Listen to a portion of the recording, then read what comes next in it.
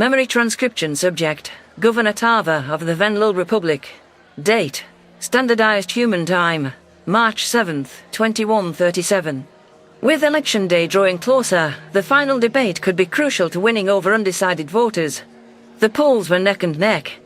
Veln was savvy with the mass appeal items on his docket, and I trusted that he would maintain his suave demeanor on stage before a live audience. While at least before the arrival of humanity I'd been regarded as personable, this venue would be playing into my opponent's forte.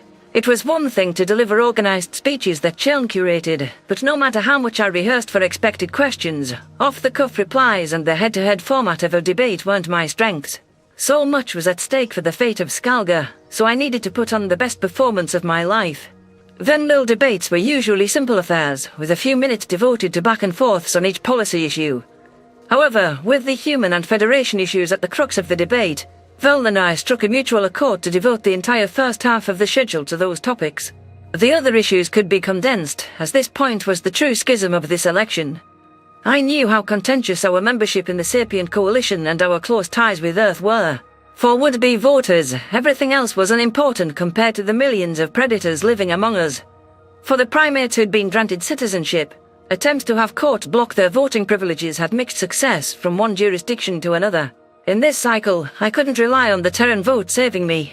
I steadied my paws on the podium and gazed out at the assembled crowd. Most non-pundit attendees were Venlil, though I could see a masked Noah sitting all the way at the back for moral support.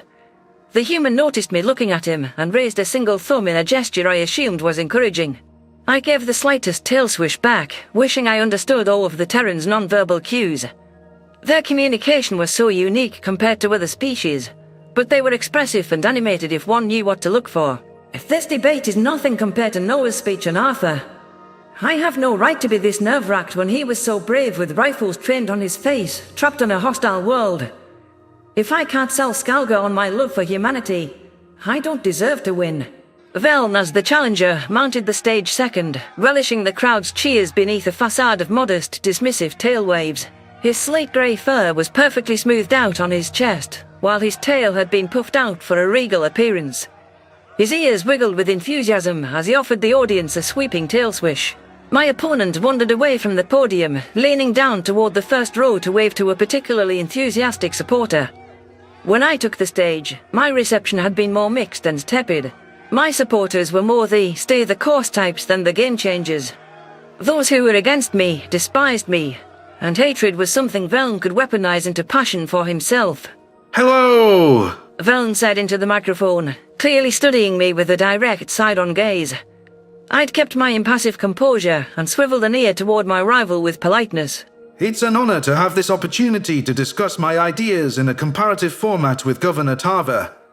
I do hope that we'll have an excellent, enlightening discourse.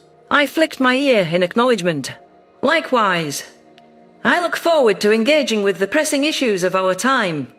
I believe that the candidates with the best ideas will rise in this format, and I'm grateful that so many of the voters are listening to what we each have to say tonight.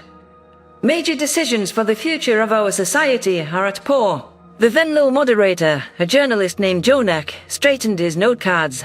Now that the candidates are both here, let's launch into the issue on everyone's minds. Humanity. Tava, as the defending governor, you open this segment. 30 seconds for your reply.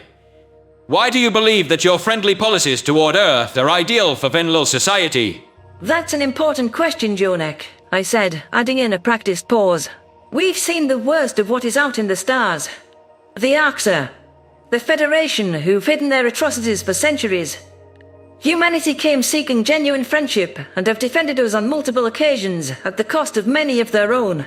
We would never have known what was done to us. Never have woken up to our own manipulation without the so-called predators. Now more than ever, us Venlil need true allies and comrades, because how can we afford to be alone with so many threats out there? The crowd seemed pleased with my reply, issuing a few whistles of agreement. Noah mashed his meaty hands together and gave the thumbs-up gesture again. I tried not to focus on the human for too long, not wanting to be caught staring at him on live television. With the first question done, I could feel myself begin to lighten up on the anxiety. Veln waited for the audience's response to cool off before leaning toward the microphone.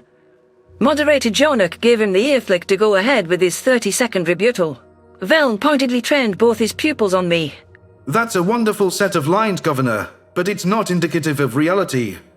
If we need to entangle our society with humanity and their values to attain their friendship, then they are just as bad as the Federation.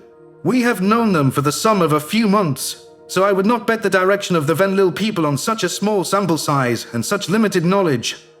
Terrans are not one entity with us, and we are not responsible for saving them. Under my leadership, we would seek more separation from the Earthlings for the sake of our autonomy. If I might add one more thing that doesn't add up. If you recognize the threat of the Federation, why have you placed us in a new one with many of their former members? We don't need to be beholden to anyone who wishes to determine our future and our choices for us. My slogan is very simple. No more federations.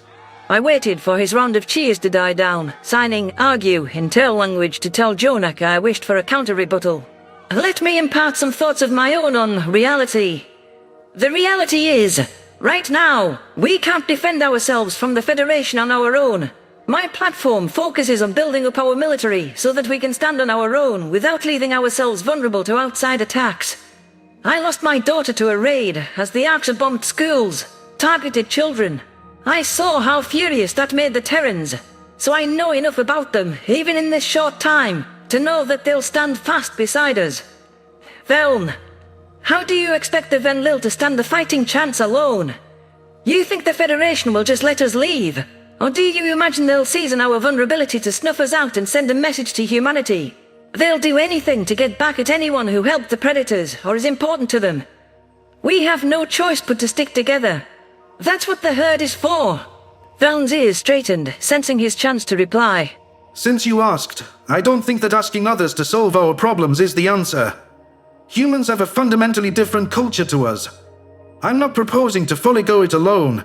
I'm proposing to be more responsible with the alliances and commitments we get ourselves into. Who out there helps carry the burden of predator refugees, or has had their child exposed to the sight of carcass food? We shouldn't accept this on Venlil Prime. A strategic alliance is fine, because Terrans are excellent at fighting, but we don't need to be joined at the hip. Something I imagine you and Ambassador Noah know about. What is that supposed to mean? Campaigning by starting unfounded rumors? It's unbecoming of someone who wants to lead an entire planet. I don't mean to insinuate anything, but you two spend a lot of time together outside typical work hours. I've seen him at the governor's mansion in a month more than any other species ambassador visits in a year. Extraordinary circumstances, I know, but I think your judgment might be clouded. It's a conflict of interests if you're elevating human interests so highly compared to Venlil priorities. Should I elaborate more? I want to make sure nothing is misconstrued, of course.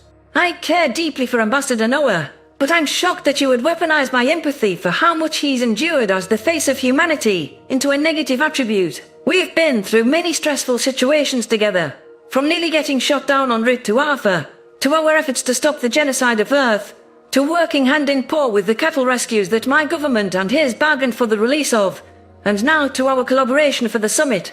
It's brought us both into a special and cherished bond, and I won't let you shame me for it. Veln lashed his tail with smug satisfaction. I'm only suggesting that people have a right to know about any special bonds. You make decisions for all of us. The citizenry should be certain who you'd protect if it came to us or them, and that certainty should be beyond a shadow of a doubt. I know I'd fight for our own. Regardless, I don't want to stall on this topic, moderator, so shall we move on? It was all I could do to conceal how much I was fuming on the inside. It was a clever way to lob a personal attack at me, and one that was difficult to defend. I was well aware that the strongest criticisms against me were that humanity was pulling the strings on my agenda. Ever since I shut down the predator disease facilities on Terran urgings, my dissidents claimed that I wouldn't stand up to them. While I had a refutation prepared for that specific line, going after my ties to Noah wasn't an attack I wanted Veln to expand upon. Defending myself against a valid accusation left me with few options. I'm not ashamed of how close I am with Noah, but what would happen if that got into the media? Glim, for one, was outright told we're together. I'm lucky he's working with me as a campaign advisor, or he could give Veln the juicy scoop. That rescue has been dispirited since fainting before ISIF at the summit. Jonek read the second question on his card. Veln, You've learned about the gene editing the Far Soul forced on our ancestors, yet you've been outspoken against Tava's proposals for a voluntary instinct suppression program, and for returning Venlil Prime's name to Skalga through a referendum. Why are you against these options for returning our planet to its natural state? First off, the governor and I agree on reversing the gene edits. It'll be a priority in either agenda, so let's set that part aside. Veln began. Now, I find that Tava rushes into drastic changes with haste. Slanik was the first subject of a program like what she proposes, and he became a violent assassin. We don't understand the consequences of the psychological changes we're making to ourselves, so we should take the time to do so, especially before we raise the government spending even further.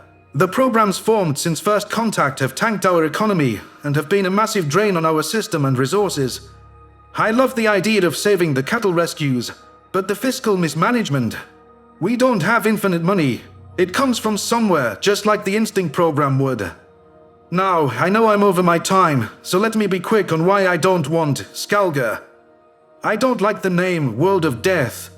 We can do better. As laughs rippled through the crowd, I donned the look of a mother who wasn't amused by a child's shenanigans. I sure hope you don't make all your decisions based on whether you personally like or dislike something, Veln. The choice of whether the citizens like the name Skalga should be left up to the people themselves, not just forbidden by your decree. As our moderator pointed out, the Instinct program is also voluntary. I dream of a future where we're strong, not weak like the Federation claims. But my entire platform is about choice. Slanik was an incident caused by military training and prolonged exposure to the horrors of war. I want my people not to live in artificial fear. It won't cost the average citizen a credit, because it's taken from bloated exterminator budgets and the power bills of electroshock machines. That is wasteful spending which could go to improving and saving lives. Before you cut me off, Veln, since you can't conform to the time constraints, allow me to tack on a little extra too. The loyal members of the Exterminators Guild want accountability for their actions. They want a better understanding of predator attacks and real predator disease to limit violence on the streets. They want people who abuse their title ousted so that they can maintain a true force that protects people. If there's science that can keep them well informed on animal threats and ways for them to be safer and not damage property on missions... You're well over your allotted time, Tava. Jonak interjected. Exterminators want those improvements because they want to make their planet proud, I spewed hastily. Veln pinned his ears back with disbelief.